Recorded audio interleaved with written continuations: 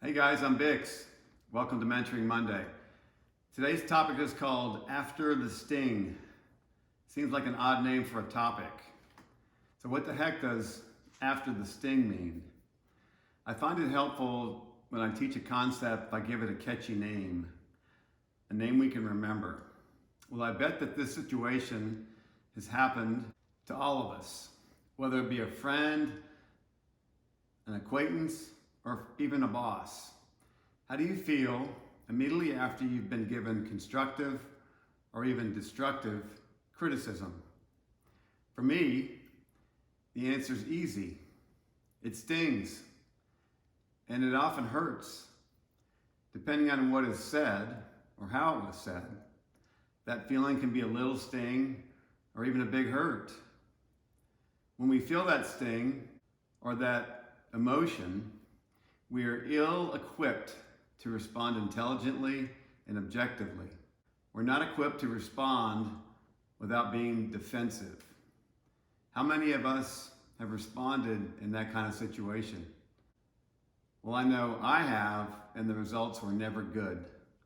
So in today's topic, I want to give you some tools to help you respond after the sting. The first step is to take control of your emotions.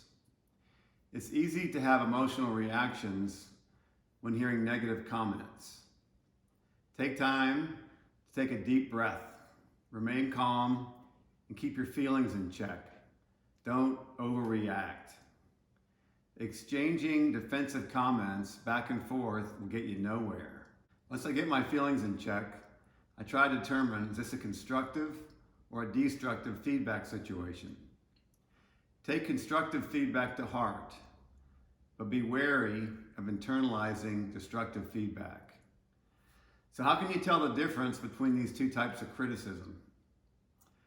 Constructive criticism intends to create positive change and provide specific suggestions on how to improve, and also comes from a good place or from good intentions. On the other hand, when someone gives you destructive criticism, they might not provide a reason behind it and may have ulterior motives and may use damaging language. If your critic does not seem to want to help you in the first place, the bottom line is that it's not worth letting their negative criticism affect your actions and your feelings. It's so important to not let yourself internalize destructive criticisms. They only hurt you if you allow them to. Once you recognize the criticism is destructive, then you realize the person giving it is either hurting or is fearful, and they have the problem, not you. It makes no sense to engage with the person that's giving you destructive criticism. If you want to defend yourself, they will keep responding with destructive remarks. Best to get yourself out of that situation and try to move on. Personally, I don't want to be around people like this. I sort of say to myself in my mind, thanks for exposing yourself. Then I say, I'm sorry that you feel that way, and I just get out of the situation. Then I ask myself, am I going to allow this person to occupy space in my brain rent-free? The answer is no. So let's talk about constructive feedback that's coming from a good place. Here are some tips to help that sting pass and to benefit from the criticism. Ask clarifying questions. Vague feedback isn't helpful to either party involved.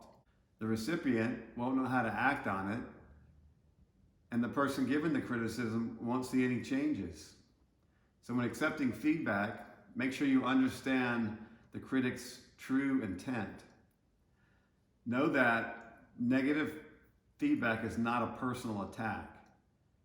Good negative feedback is about your actions or your behavior, or even your idea, not about you as a person.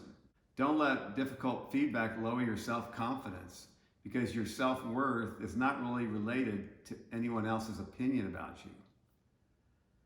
And then ask for feedback as often as you can. I'm always asking for feedback to help me with an idea or to make a plan better. This allows you to get more comfortable with constructive criticism the more you hear it. It's also to give you feedback about improving the idea or the plan. And it keeps you from making a mistake. Also, view the feedback from the critic's point of view.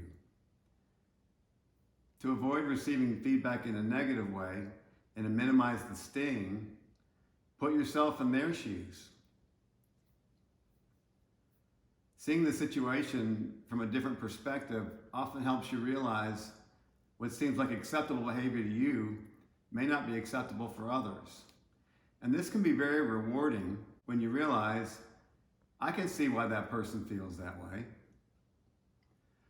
Another related topic I want to mention are what I call blind spots. We all have them. Even cars have them. That's why you have multiple mirrors on cars. We actually want people in our lives to help us see our blind spots. That's why we want to keep asking for feedback. So let me give you an example. When my wife and I worked together at my company, we had very opposite sets of skills. She's very compassionate, and I'm very driven, a very type A personality. She would often tell me that my demand for results lacked compassion. A compassionate leader who builds trust gets more from the people he or she is leading. She identified my blind spots and made me a much more effective leader. The last thing I want to talk about is the sting must pass before you can think logically. For me personally, sometimes it might take me 2 or 3 days. It's sort of a process for me. At first it hurts, then I get mad, then I calm down and think more logically, then I get determined. This works especially when you're dealing with a volatile person. So give it time and let the sting pass. I hope you enjoyed today's topic about after the sting and that it helped you. Until next week, this is BiXX signing off.